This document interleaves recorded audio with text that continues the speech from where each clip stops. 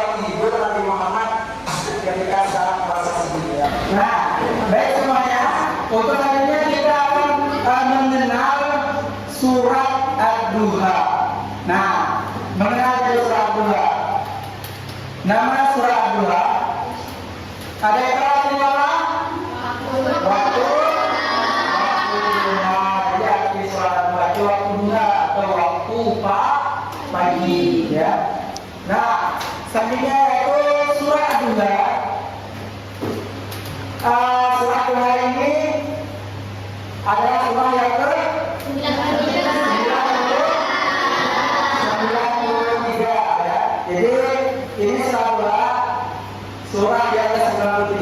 Ayatnya ada berapa?